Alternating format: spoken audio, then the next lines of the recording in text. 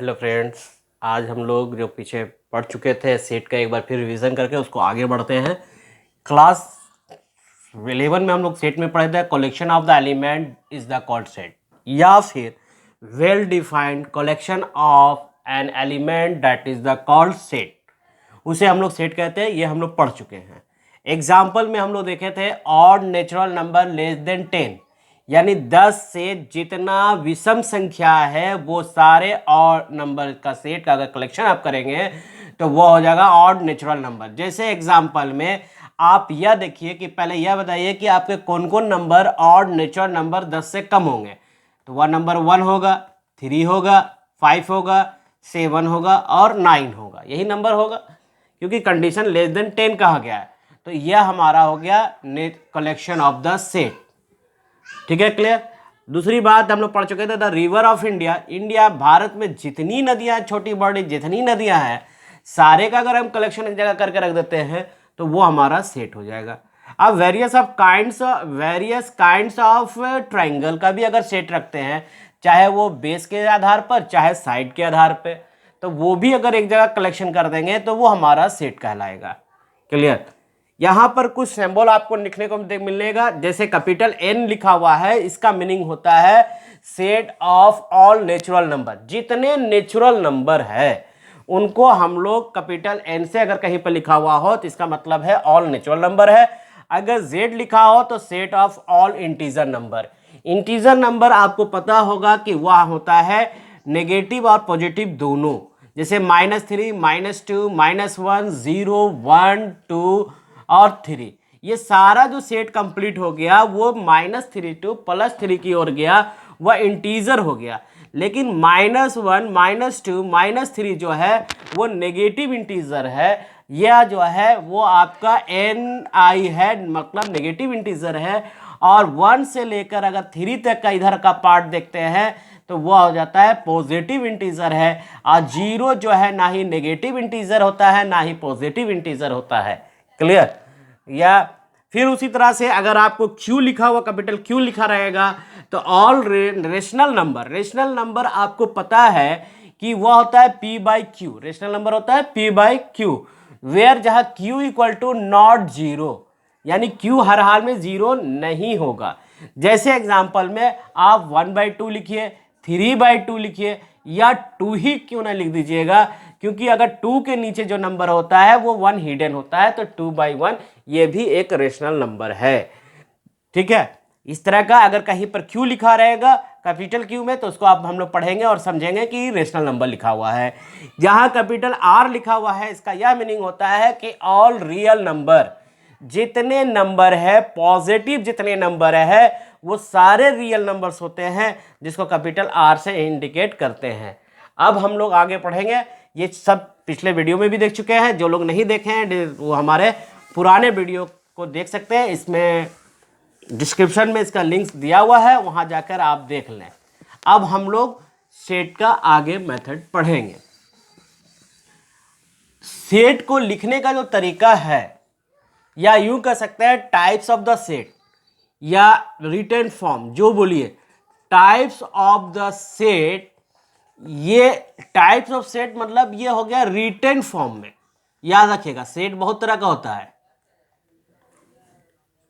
Written form में हम set लिखते हैं दो तरीके से। एक लिखते हैं, पहला लिखते हैं हम लोग, वह होता है रोस्टर फॉर्म में, रोस्टर फॉर्म। ठीक है। दूसरा होता है वो होता है set builder form, builder form. ये दो तरीके का सेट होता है लिखने का तरीका। रोस्टर को एक और भी नाम से जानते हैं, वो होता है टेबुलर, BULAR, टेबुलर फॉर्म। ये दो तरीका का होता है। यानी सेट को लिखने का जो के तरीके से अगर बात करेंगे तो सेट हम लोग दो तरीका से लिख सकते हैं, एक रोस्टर फॉर्म में और एक सेट बिल्डर फॉर्म में। अब समझते हैं रोस्टर फॉर्म में क्या होता है। रोस्टर फॉर्म में जितने भी एलिमेंट्स होंगे वो कर्ली ब्रैकेट के अंदर लिखा हुआ होगा। जैसे मान लीजिए हमने कहा कि आपके क्लास में जितने बॉयज़ हैं उन सभी के नाम लिखेंगे का अगर हम कलेक्शन करते हैं, जैसे मान लीजिए मोहन है, रोहन है, सोहन है या समीर है, ये सारे जो बच्चे हैं बॉयज़ के रूप में जब हम कलेक्ट किया है तो ये हो गया सेट। लेकिन अगर कर्ली ब्रैकेट के अंदर इसमें इसको अगर लिख देते हैं तो इसको हम लोग कहते हैं रोस्टर फॉर्म, ठीक है। या फिर और भी एग्जाम्पल अगर आप कहेंगे कि अगर हम सेट को लिखते एलिमेंट्स मान लीजिए 1 3 5 7 9, वो सारे ऑड नेचुरल नंबर जो 10 से कम हो, ऑड नेचुरल नंबर, ऑड उसको कहते हैं जो 2 से भागा नहीं जाता है, वह होता है ऑड नंबर। लेकिन कंडीशन क्या कहा था, 10 से कम। तो ये सारे जो कहलाएगा ये सेट का एलिमेंट्स कहलाएगा। 1 3 5 7 9 जो है वो सेट का एलिमेंट है। और कर्ली ब्रैकेट के अंदर अगर इसको रख देते हैं तो इसको कहते हैं रोस्टर या ट्यूबुलर फॉर्म कहलाता है, ठीक है। अब हम लोग दूसरा देखेंगे, वह है set builder form. Set builder form में लिखने का जो तरीका होगा वो स्टेटमेंट के रूप में आएगा। जैसे फॉर एग्जांपल कि x, यहां देखिएगा इसको हम लोग पढ़ते हैं सच डैट, 2 बिंदु जो दिए हुए है ना उसको पढ़ते हैं such that, x such that x is a vowel of English alphabet, English alphabet. इस तरह से लैंग्वेज में लिखा होगा, क्लियर। तो यह जो इस फॉर्म में जब लिखा रहेगा वह कहलाता है हमारा set builder form, set builder form, clear. बस यही पकड़ने का तरीका है, यहां कुछ ना कुछ कंडीशन में लिखा होगा और साथ साथ एक लैंग्वेज में लिखा हुआ होगा, वो सेट बिल्डर फॉर्म होगा। और जब रोस्टर फॉर्म में लिखा होगा तो सिर्फ एलिमेंट लिखा होगा, स्टेटमेंट के रूप में नहीं आएगा, क्लियर। और आगे हम देखते हैं सेट बिल्डर का और भी एग्जांपल देखते हैं।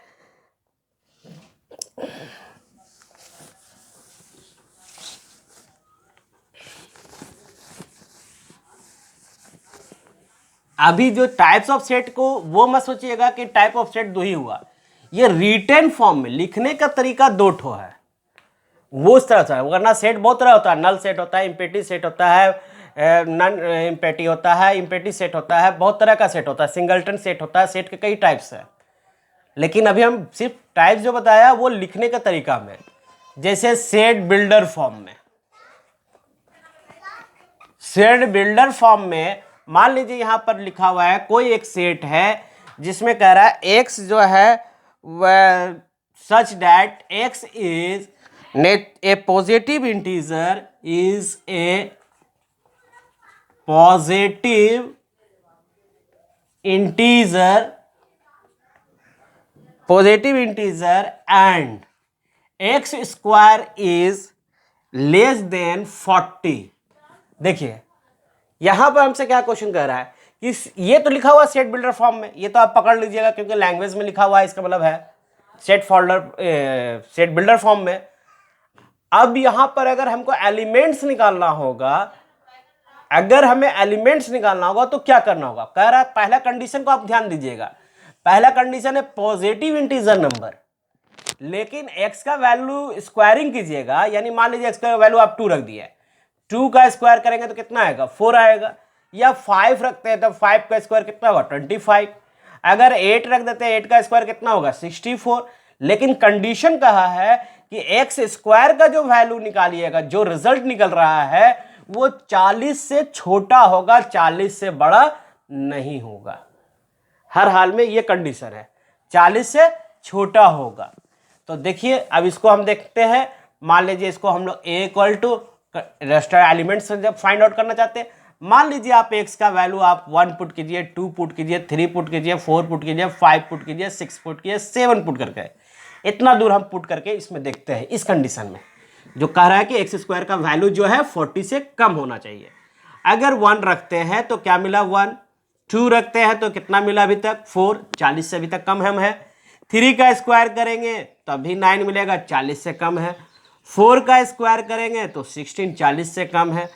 5 का स्क्वायर कीजिएगा 25, 6 का स्क्वायर कीजिएगा तो वो कितना एलिमेंट होगा 36। लेकिन जैसे 7 का स्क्वायर कीजिएगा 49, 40 से बड़ा हो गया तो हमारे जो वैल्यू है वो हमको 6 ही तक लिखना होगा। कितना तक लिखेंगे हम इसको एलिमेंट को 6 तक ही लिखेंगे। तो हमारा जो सेट जो तैयार होगा, चूंकि कंडीशन में दिया हुआ एक्स स्क्वायर, क्या कंडीशन दिया हुआ है एक्स स्क्वायर, तो 1 2 3 4 5 नहीं लिखेंगे, यहां तक आप लिखे थे 1 से 6 तक वैल्यू पुट किए थे वो नहीं लिखेंगे, उसका रिजल्ट को लिखेंगे क्योंकि हमको रिजल्ट मांग रहा है एक्स स्क्वायर के रूप में।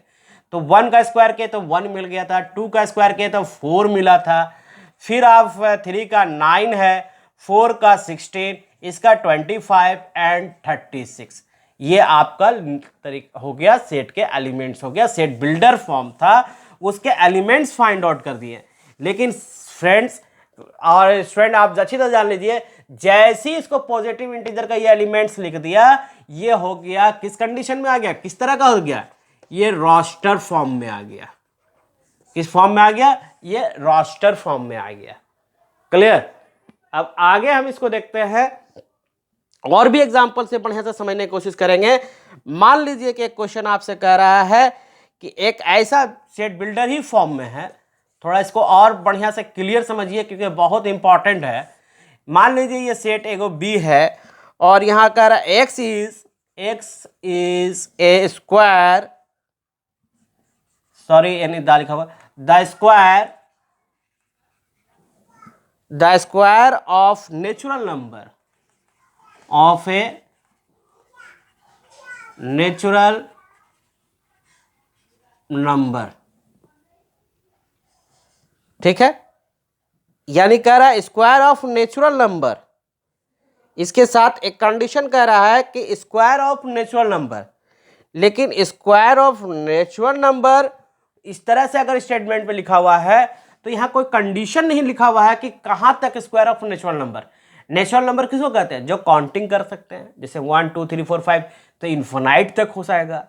तो यहाँ कोई कंडीशन नहीं है, तो हम यहाँ पर जो एलिमेंट्स लिखेंगे स्क्वायर ऑफ नेचुरल नंबर कर रहा है, तो स्क्वायर ऑफ यानी 1 का करेंगे तो 1 ही होगा, 4 हो गया, 9 हो गया, 16 हो गया, 25 हो गया, 36 हो गया, डॉट डॉट करके इसको इन्फिनेटिव तक लिख देंगे क्योंकि स्क्वायर ऑफ नेचुरल नंबर कह रहा है। तो नेचुरल नंबर का तो काउंटिंग का अंत है ही नहीं है, कि लिमिट कंडीशन नहीं दिया हुआ है। क्लियर। अगर इसको हम लोग और दूसरे तरीके से अगर आप देखेंगे, देखिए एक क्वेश्चन और हम लोग देखते हैं सेट बिल्डर फॉर्म में। तो ये तो तरीका जो आप चेंज कर दिए हैं वो है रोस्टर फॉर्म में। अब सेट बिल्डर फॉर्म में फिर एक देखते हैं एग्जांपल, जितना एग्जांपल थोड़ा सा इसको देख लेते हैं 2-3 एग्जांपल, ताकि बहुत अच्छी तरह से क्लियर हो जाए। जैसे दिया हुआ है x such that x equal to n by n plus n, small n है, जहां n is the natural number है, कह रहा है कंडीशन कह दिया where n is natural number. इतना ही नहीं है, और भी कंडीशन दिया हुआ, एंड यहां कंडीशन दिया हुआ है कि n का जो वैल्यू है वो ग्रेटर देन इक्वल टू 1। ये क्या हुआ, n का जो वैल्यू है 1 के बराबर या 1 से बड़ा, और छोटा या बराबर हो सकता है वह है 6 से। ठीक है, ये क्वेश्चन आपके पास दिया हुआ है। क्या क्वेश्चन है, अब हमको क्या करना है, इसको हमको रोस्टर फॉर्म में लिखना है। तो रोस्टर फॉर्म में लिखने के लिए हम क्या करेंगे, पहले यहां देखिए कंडीशन को अच्छी तरह से समझिए। हमारे पास जो कंडीशन दिया हुआ है वह कंडीशन दिया हुआ है कि n का जो वैल्यू होगा वो, ये जो साइन दिया रहता है नीचे में, इसका मतलब होता है बराबर, और ये जो उधर मुंह खुला हुआ है तो 1 से बड़ा, यानी n का वैल्यू आप लिख सकते हैं 1 भी लिख सकते हैं क्योंकि n का वैल्यू 1 के बराबर भी बोला है, और 1 से बड़ा जहां जाइएगा तो 2 3 4 1 से बड़ा होगा। लेकिन इसमें कंडीशन फिर रोक दिया कि 6 से छोटा, कितना, 6 से अभी छोटा, नीचे क्या दिया हुआ, एक लाइनिंग खींचा हुआ यानी बराबर, यानी 6 तक आप रख सकते हैं, 6 के बराबर। तो 4 5 6, देखिए ये जो नंबर 1 से लेकर 6 तक जो लिखे हैं इस कंडीशन को वैलिड करता है। क्या है क्योंकि क्वेश्चन कर रहा था n से 1 का वैल्यू से बड़ा, 1 से बड़ा और बराबर, तो 1 से बड़ा या बराबर अगर कहते तो बराबर में तो 1 आ जाएगा, बड़ा में अगर जाएंगे 2 3 4 5 मिलेगा। लेकिन दूसरा बाउंड्री हमको रोक दिया कि 6 के बराबर होना चाहिए या 6 से छोटा होना चाहिए। तो 6 से छोटा तो ऑलरेडी 5 यहाँ नीचे चले आ रहे हैं, और 6 के बराबर अगर कहता है तो ये भी आ जाते हैं। तो ये हमारा कंडीशन हो जाएगा। अब हम लोग को इसको लिखेंगे सेट फॉर्म में। तो इसको जरा सा देखिए कैसे लिखेगा। फार्मूला क्या है, फार्मूला ध्यान दीजिएगा, n का वैल्यू हम पुट करेंगे यहाँ पर 1 2 3 4 5 इसमें पुट करेंगे। फार्मूला खुद दिया रहता है n प्लस 1। अब इसको आप लिखेंगे तो यहाँ n का वैल्यू कितना है 1, तो 1 ये हो जाएगा, और 1 प्लस 1 कितना हो गया 2 हो गया। फिर आप 2 रखेंगे 2 हो जाएगा, 2 प्लस 1 कितना हो गया 3। फिर आप अगर 3 रखेंगे तो 3/4 होगा, 5/6 होगा। फिर आप 6 लिखेंगे तो 6/7 होगा, क्योंकि 6 एक जगह लिख दिए हैं। तो ये रोस्टर फॉर्म में एलिमेंट्स फाइंड आउट हो जाएगा। तो हमने सीखा कि सेट को रोस्टर से आप बिल्डर फॉर्म में कैसे लिखते हैं। क्लियर। अब आते हैं हम एक्सरसाइज में। अगर आपको एक क्या देखिएगा, जैसे मान लीजिए कि यहाँ पर 1 4 9 16 25 36 है। अगर ये कह रहा है 25 जो है, ये जो साइन होगा वो साइन इंडिकेट करेगा बिलोंग का, ये बिलोंग का यानी ए का। 25 बिलोंग कर रहा है सेट ए में, कर रहा है, एकदम सही बात है। अगर आपको 49 कहेगा बिलोंग, ये काट दीजिएगा सेट ए में, तो सेट ए का 49 इसमें है नहीं है, तो इसको हम लोग पढ़ते हैं बिलोंग टू। क्या पढ़ते हैं, बिलोंग टू। और इसको जो पढ़ते हैं वो पढ़ते हैं नॉट बिलोंग टू। क्या पढ़ेंगे, नॉट बिलोंग टू। क्लियर, इसको नॉट बिलोंग टू कहते हैं। क्लियर, उम्मीद करते हैं कि समझ में आ रहा होगा। आगे हम इसको अब देखेंगे, वह होगा types of set. Types of set जो देखेंगे वो कुछ इस तरह का होता है। जल्दी से इसको भी जरा सा देख लें आप लोग। हैं, स्क्रीनशॉट लेना तो ले लीजिए। थोड़ा मिट गया मेरा ऊपर वाला भी, कोई बात नहीं है, समझ में तो आ ही गया होगा। और जिनको नहीं आया होगा वो थोड़ा सा वीडियो को पोस्ट करके पीछे करके आप देख सकते हैं। सो नेक्स्ट हमारा जो वीडियो होगा वो सेट पर जाएगा, और सारे फ्रेंड्स और हमारे जो स्टूडेंट्स हैं उनको घबराने की जरूरत नहीं है। इस ऑनलाइन की अब दुनिया हो चुका है, चूँकि हम लोग कोविड-19 से दूसरी लहर से जूझ रहे हैं। आने वाले दिनों में हम जो है सारा क्लास का जो है वो और सारे सब्जेक्ट का इस चैनल पे आपको मिलेगा, वो ऑनलाइन क्लासेस में, क्लास 11 का। अब देखिए आते हैं, हम पहला पढ़ते हैं empty set, types of set. कुछ नहीं, थोड़ा सा कल ही हम आपको ये समझा देंगे टाइप्स ऑफ सेट क्या है, इसको ज़्यादा लंबा नहीं ले आना है। मतलब एक आता है इम्पेटी सेट। इम्पेटी मतलब ही होता है खाली, यानी वैसा सेट जिसका कोई भी एलिमेंट्स नहीं होगा। ठीक है, यानी सेट के कोई भी एलिमेंट्स ही नहीं मौजूद हो। जैसे ये हो गया, कोई एलिमेंट्स ही नहीं हो, इम्पेटी सेट है। ठीक है, उसी तरह से अगर है a set does not contain any elements, इसको हम लोग एक्चुअली लिखते भी है इसको सेट, इम्पेटी सेट, और इसको फाई से इंडिकेट करते हैं, यानी कि इम्पेटी सेट हो जाता है। फाइनाइट सेट और इनफाइनाइट सेट। दूसरा होता है finite, finite set. Finite set वैसा सेट होते हैं जिसमें एक लिमिट होता है 1 2 3 4 5, यानी नेचुरल नंबर 1 से 5 ही तक है। नेचुरल नंबर 1 से 5 तक है, तो ये फाइनाइट सेट हो गया। और दूसरा होता है इनफाइनाइट। इनफाइनाइट सेट वह सेट होता है जिसमें कोई लिमिट नहीं होगा। वैसे सेट हो जाएंगे जिसमें वैसे सेट इंक्लूड कर दिया जाए जिसमें अगर कहा जाए कि आपको man living the present different parts of the world, यानी अगर वर्ल्ड में जितने भी मैन रहते हैं तो भाई वो तो काफ़ी इन्फिनिट रूप में है, इन्फिनाइट रूप में है, नहीं फाइंड आउट हो, बहुत लंबा हो सकता है, तो वो हो जाएगा फाइनाइट सेट। ठीक है, उसी तरह से अगर आपको क्वेश्चन अगर आपको देखें, यहीं से अगर आपको फाइनाइट इनफाइनाइट फाइंड आउट करने के लिए कहा जाए तो मैं यहाँ से थोड़ा सा रोक देता हूँ, ताकि टाइप्स ऑफ सेट पूरा बताने से बेहतर है कि थोड़ा थोड़ा पढ़ के अच्छी तरह से समझें। अब आपको फाइनाइट सेट इसमें बताना है कि इनफाइनाइट सेट है। मान लीजिए हमारे पास एक सेट दिया हुआ है, x such that x belong to natural number and x minus 1 x minus 2 equal to 0। ये क्वेश्चन दिया हुआ है। अब ये बताना है कि इनमें से कौन फाइनाइट सेट है और कौन इनफाइनाइट सेट है। अगर ये बोलता है x such that x natural number, तो पहले इन दोनों को सोल्यूशन कीजिए। एक्स माइनस 1 इक्वल टू 0, तो एक्स का वैल्यू क्या निकला 1।